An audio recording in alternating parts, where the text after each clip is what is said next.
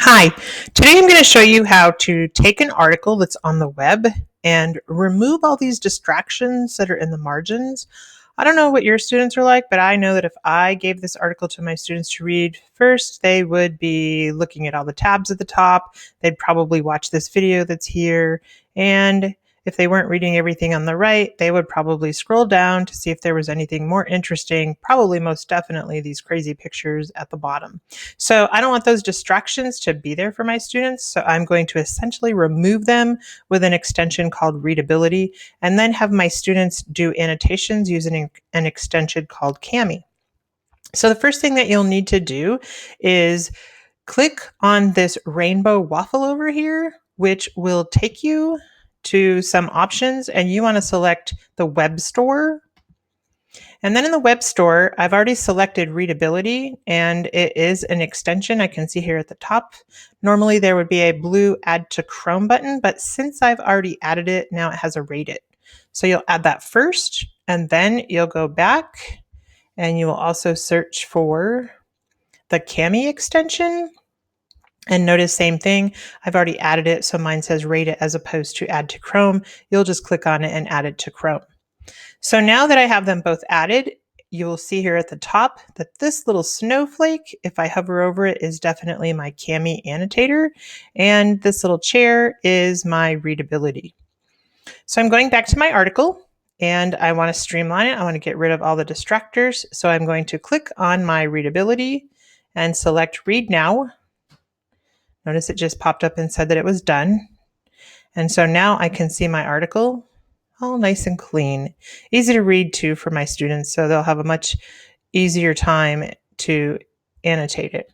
Notice over here on the left, I have some icons, and I'm going to choose the share one, and I'm going to share it as an EPUB. And what it's going to do is it's going to download it, and you'll see it here in a second. It's actually going to make me name it.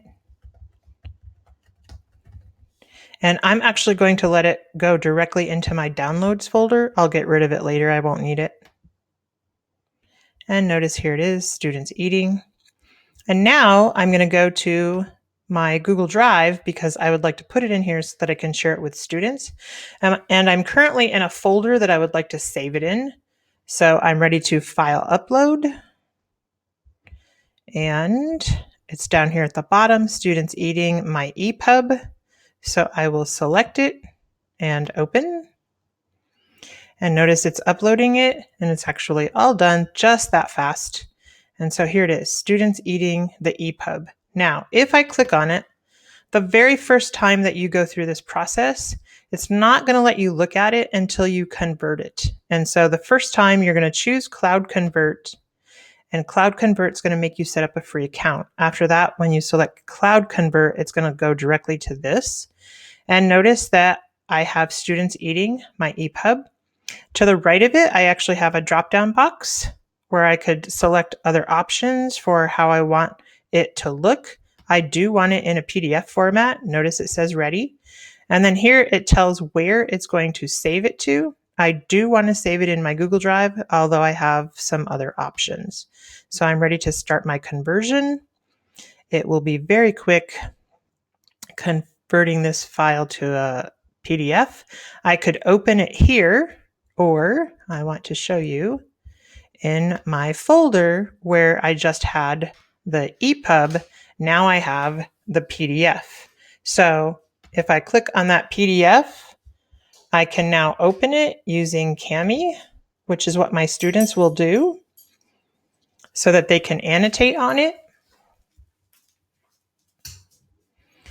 And it'll make them authorize using their Google Drive, just like this is for me. And so now you can see here's the article. They're ready to start annotating on it. Additionally, I can go back to my Google Drive, and this one that's in EPUB format, I do not need, so I will just trash it. Now, this one that is in PDF format, I want to share this one with my students. It is selected, so I'm ready to share. And I'm going to get a shareable link. Notice the link is already selected, so I'm ready to copy it. And for me, I'm going to take it and put it in School Loop So I've already opened an assignment. I've given it a title and even some instructions for what I want my students to do.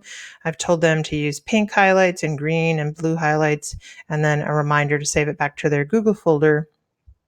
And I'm ready to take that shareable link that I just copied, and here I'm going to call it Students Eating, and paste that link.